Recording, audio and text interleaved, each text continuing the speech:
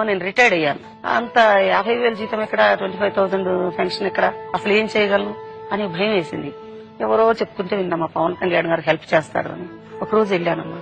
వెళ్లి నేను ఆ గేట్ లో నిలబడ్డా, లోపలికి కూడా పోలేదు. వాళ్ళ మిస్సెస్ పై నుండి చూసిందమ్మా. చూసి ఎవరో పెద్ద ఆవిడ వచ్చింది అంటే మెట్లు దిగి ఆయన వచ్చారు.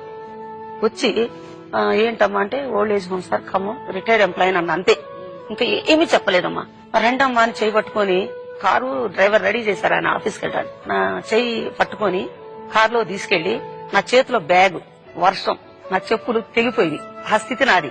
ఆయన కలుస్తారని నన్ను తీసుకెళ్తారని నేను అనుకోలేదమ్మా. అలా వచ్చి నా బ్యాగ్ ఆయన సంఖలో పెట్టుకొని నా చెయ్యి పట్టుకొని కూర్చోమ్మని కూర్చోబెట్టుకున్నారు. ఒళ్ళంతా తడిచింది, శారీ అంతా తడిస్తే హీట్ వచ్చేటట్టుగా కారులో వేశారమ్మా.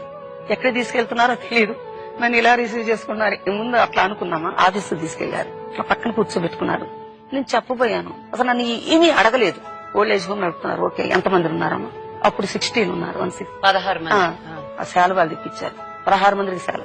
అమ్మకు మంచి శాలువ, అమ్మ నువ్వు చలిగా ఉంది కప్పుకొని కప్పారు. తర్వాత అమ్మ కాఫీ టీ నాకేమొద్దు నానా, నేను చూస్తే నాకు కడుపు నిండిపోతుంది అంటే, లేదమ్మా నువ్వు తాగితే నేను తాగుతానని ఆయన స్వయంగా కాఫీ కలిపి నాకు ఇచ్చారు. సాగి లేదు టిఫిన్ చేయాలమ్మా, నాన్న ఇప్పుడే కాఫీ తాగా నేను లేదు సరే ఒక హాఫ్ అన్ అవర్ ఆగాక మీరు తిన్నప్పుడే నేను తింటాను అని. అమ్మ నిజంగా హాఫ్ అన్ అవర్ తర్వాత టిఫిన్ ఆయన స్వయంగా అమ్మ అని ఇట్లా మీద చేసి, నేను ఒక ఫోటో కూడా తెలియదమ్మా.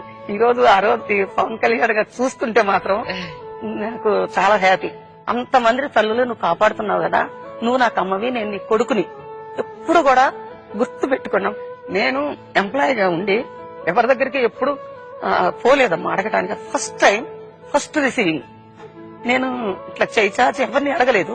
కాకపోతే వీళ్ళందరినీ ఎలా బ్రతికించాలి, ఏం చేయాలి అనే వేదనతో వెళ్ళా. ఇంత రిసీవింగ్ అంటమ్మా. ఫిష్ తెప్పించారు, కర్రీ వండిస్తున్నారు, రైస్ పెట్టించారు, భోజనం అంటున్నారు. నాన్న నన్ను పంపించేయండి నాన్న అని అంటున్నారు.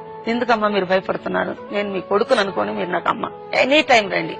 ఇవాళ భోజనం చేసి వెళ్తే నాకు ఎప్పటికీ గుర్తుంటుందంటే, నాన్న ఇంకోసారి వచ్చి భోజనం చేస్తాను నాన్న అని వెళ్తుంటే వాళ్ళ పిఏకి చెప్పి ₹1,00,000 అకౌంట్ లో వేసేయండి, అమ్మాయి అకౌంట్ లో. అంటే నాకు అకౌంట్ కదా, Jesus old age home account ఉంది అన్న. ₹1,00,000 అందులో వేసేయండి అని వాళ్ళ పిఏ ఉంటే పో నోదలు అని నన్ను పిలిచి నా బ్యాగ్ లో 10,000 వేశారు. ఇది నీ ఖర్చులకమ్మా అని చెప్పారు. ఫస్ట్ రిసీవింగ్ కదమ్మా.